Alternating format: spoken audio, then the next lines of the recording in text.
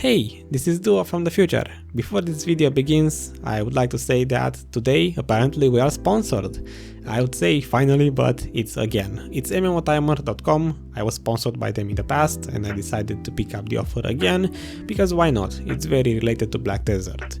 So the site will be the first link in the video description. It's MMOtimer.com, and basically what this provides, as far as I know and what I use it for, is for boss timers. It shows you whenever a boss is supposed to spawn, in how many hours, minutes, and there's also sound effects, sound thingy to notify you, sound alerts whenever a boss is supposed to spawn. If you are interested in hunting bosses, I would recommend it. I personally just leave this tab open on my Chrome browser. I usually have a lot of tabs open, so it's not an issue, and it should work for every single server in the game, including the PlayStation and Xbox versions of Black Desert.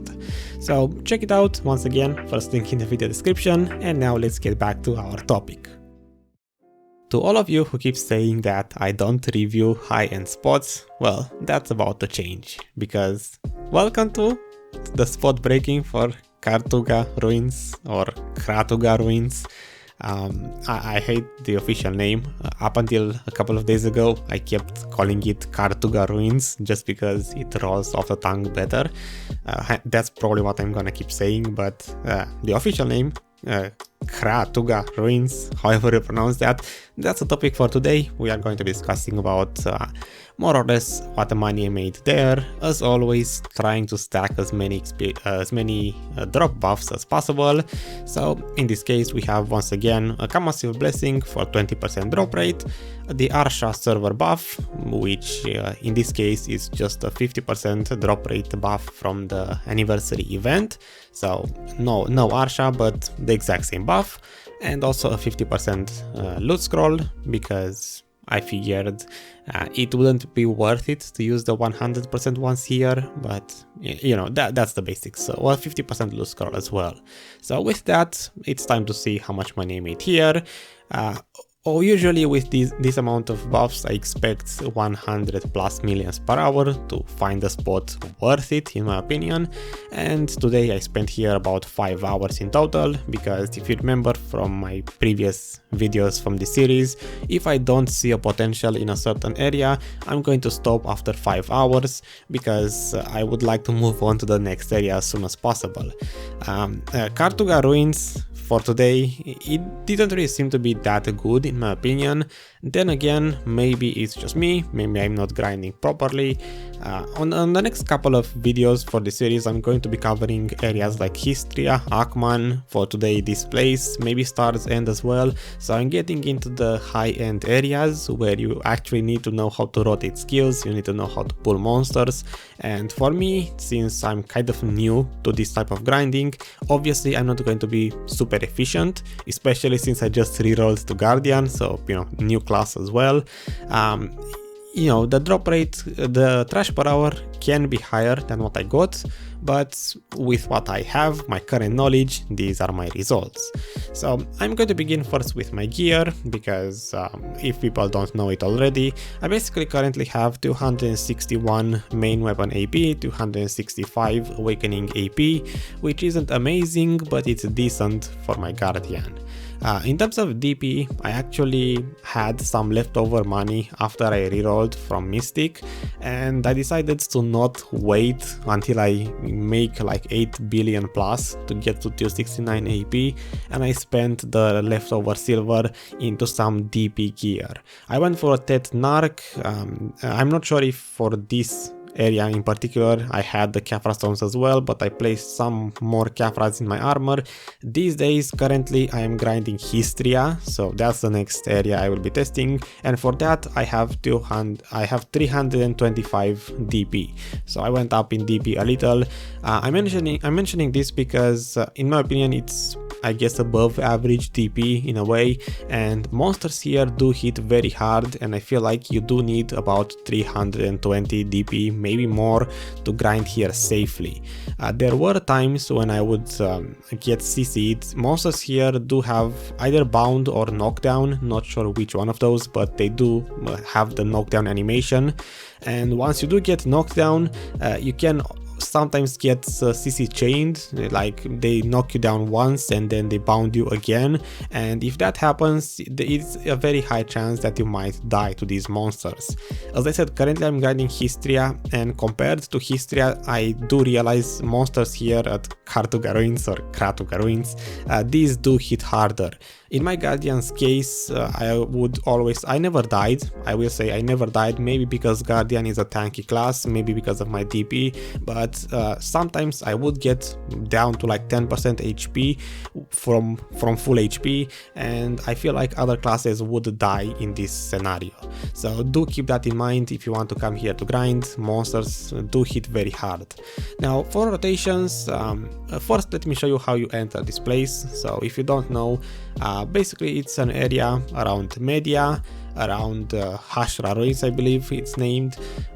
On that area you will see it on the screen. It's much easier than me trying to explain directions, but basically you enter that cave, you bring with you one black spirit claw piece because you need that one to actually enter this place. A decision that I don't really understand why the developers made it, because as you will see soon enough, I have big complaints about this, but you do need one of these claws. You take the path shown on screen and you should reach this type of gate at some point. Basically you have to pay one of these claws every time you want to enter the dungeon, and my issue with this is that I searched as much as I could inside the cave or dungeon and I couldn't find any repair NPC at all, which for a person like me who doesn't have a tent is a big issue. After about let's say 50 minutes, my weapons would break on Guardian. Compared to PILA jail, which I tested previously, here for whatever reason my weapons break faster, maybe because I'm not one-shotting the monsters, but I would always have to use maids to repair my weapons after like 50 minutes just so I can get that 1 hour session for my loot scrolls. And repairing the weapons isn't a problem because I have maids, but my armor would usually end up with like 30% durability left after a 1 hour session, so after each individual hour I personally had to leave the dungeon, go and repair my armor, then buy another black spirit claw piece and enter again. So for me, after every single hour tested, I had to pay that 6 million price tag to enter the dungeon. For people with tents, this is not an issue at all, and yes, I did read your comments. I know there is a free tent that you can get in game.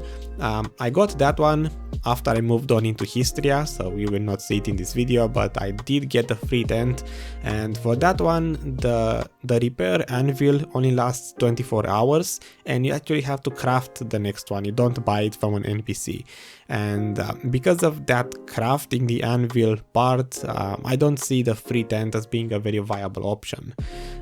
Maybe I should have used the tent, but then again I didn't want to craft the anvil after the first one expired in 24 hours. So for a person like me with no tent, I will say this place is very inconvenient to grind just because there is no repair NPC.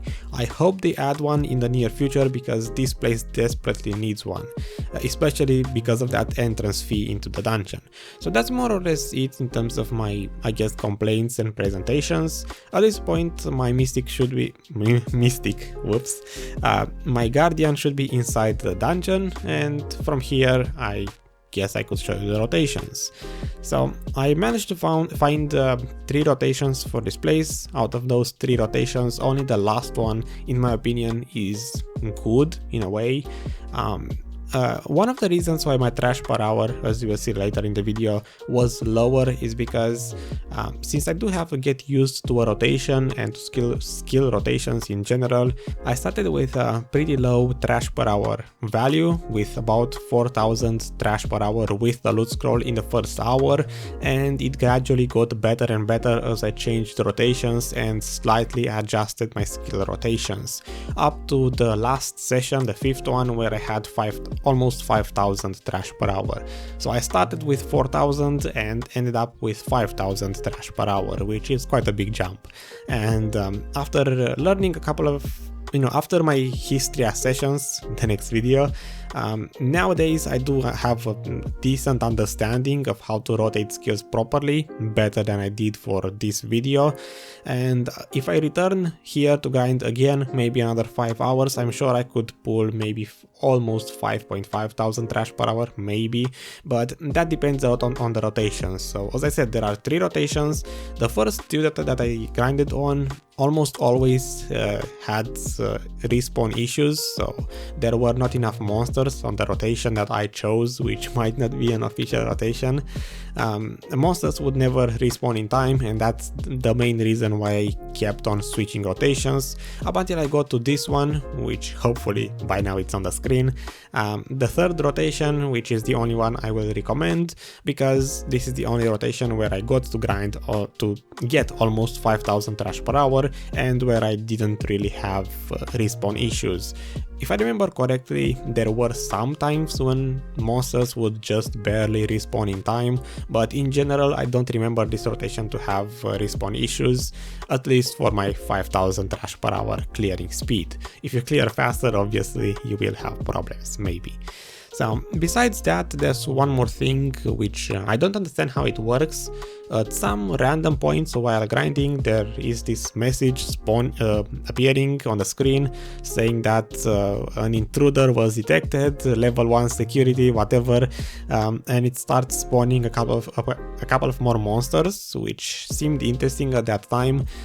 It's weird that it's random. I hoped it would be something like after you start grinding a rotation, maybe 5 minutes later the system detects you and it adds a couple of more monsters, because with those extra monsters on each rotation, they do add up quite a bit. You know, each of them is almost an entire pack of monsters, and with those I'm pretty sure people will be able to get higher trash per hour values and not have respawn issues. But unfortunately, after like 3 minutes, basically after you do one circle of your chosen rotation and clear those packs, they don't respawn. There is another red message that appears, which is probably the end of this mini event, and those extra packs don't seem to respawn. I'm not sure if this is all there is to it, maybe I'm not understanding something, but from my current understanding of this area, those packs just randomly spawn at some point and they don't respawn again. Usually I get this thing happening about once per hour, so once per loot scroll session, and yeah, that's everything I wanted to point out. So yeah, let's get into the numbers and talk about what I got for this place. As I said, my average trash per hour, actually I didn't say this, but my average trash per hour was 4,500. The first session had 4,000 trash per hour, the last session, maybe the last 2 of them, had 4.9, almost 5,000 trash per hour. So officially these days my clearing speed should be about 5,000 trash per hour, but unfortunately for this test in particular I will have to go with 4.5. Besides that, I didn't get a single Tungrad. I believe it's a earring if I didn't get it wrong, but I didn't get a single Tungrad drop here, even though they can drop, which was quite unfortunate. But I did get one Elkarr Crystal, which was I was quite happy about this, because I was kind of disappointed about the area once I got to to the last hour, the 5th one. At that point I decided, yeah, I'm not going to go for 10 hours because I don't like this place at all. Monsters hit too hard, the drops don't seem to be worth it, and in the last hour, I believe in the last maybe 15 minutes of my entire test, I got the Elkarr Crystal drop. So basically after almost 5 hours I managed to get one of them, which is quite nice because I guess it inflated the money per hour value quite a bit. If I change this one into a 0, basically I made 58, almost 59 millions per hour if you don't get any rare drop, and this is why I was quite unhappy with the place.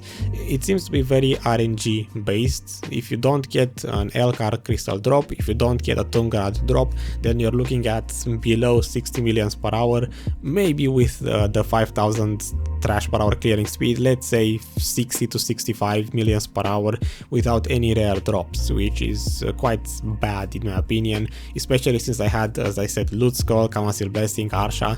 So with these buffs I usually expect a pretty stable 100 millions per hour.